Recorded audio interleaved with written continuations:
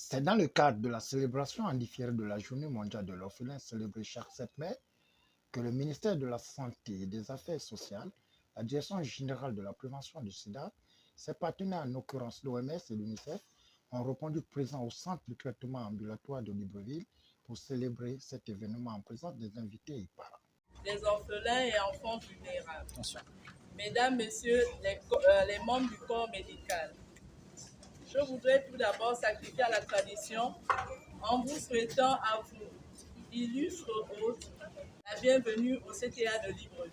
Je voudrais en premier lieu exprimer ma gratitude à Madame la représentante de l'UNICEF et à Madame la directrice générale de la prévention du sida pour le don des kits alimentaires et d'hygiène à l'endroit des orphelins et enfants vulnérables. Votre présence ici est le gage de l'intérêt que vous accordez à la question de la prise en charge de ces derniers. Mesdames, Messieurs, nos remerciements vont également à Madame la directrice du programme national de lutte contre les infections sexuellement transmissibles et le VIH-Sida pour avoir co-organisé avec la DGPS et le CTA pédiatrique cette cérémonie de remise de dons. Je voudrais exprimer mes sincères remerciements à la directrice générale de la protection de la veuve et de l'orphelin pour avoir accepté de prendre part à cet événement. Cette journée, loin d'être une routine, donne à tous les acteurs impliqués l'occasion de célébrer les victoires acquises et d'évaluer le chemin parcouru afin d'adapter les mesures et stratégies nécessaires pour avancer vers une génération sans sida. Je voudrais nous rappeler que les données mondiales montrent que le nombre de décès dus au VIH-Sida ne cesse d'accroître chez les enfants de 10 à 19 ans, alors qu'il commence à diminuer dans les autres tranches d'âge. Elle montre aussi un accès inégal au traitement pour les différentes tranches de la population, avec un accès limité pour les enfants. Cette tendance a été illustrée dans la plupart des pays de la région.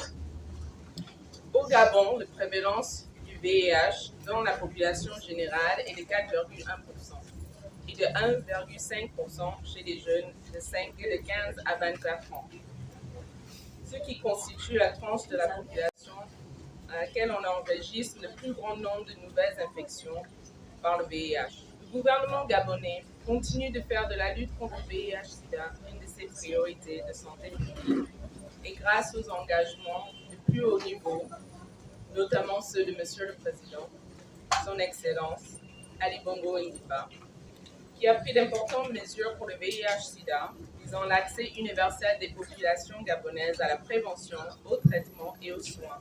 C'est ainsi que depuis 2010, le nombre de nouvelles infections chez les nourrissons nés des mères séropositives a été réduit. Le nombre de décès chez les enfants a diminué. Face à la presse nationale et internationale, la représentante des orphelins n'a pas hésité de faire état de leur situation. Malheureusement, les conséquences sur notre vie de tous les jours s'amènent à croire que nous sommes différents des autres, bien qu'égaux. Ce vécu a des répercussions sur nos scolarités, notre santé et même nos rapports. Mesdames et messieurs, le statut d'orphelin est difficile à vivre, on ne l'entend. Les familles d'accueil ont souvent des revenus limités. Certains orphelins sont victimes de stigmatisation et de discrimination. Face à toute cette difficulté, nous éprouvons toutes sortes d'émotions difficiles à exprimer. L'émotion mêlée de tristesse, de colère, de solitude, d'anxiété et bien d'autres. Je me fais la voix des sans-voix pour interpeller les parents, les dirigeants de tous bords, à considérer cette tranche vulnérable de la population comme une priorité. La défense des droits humains. Après des échanges, suivi des expériences et remise des dons aux orphelins, ce 18 mai 2022 a fait tomber son rideau dans une ambiance pour enfants, en invitant la population à ne pas marginaliser ces orphelins.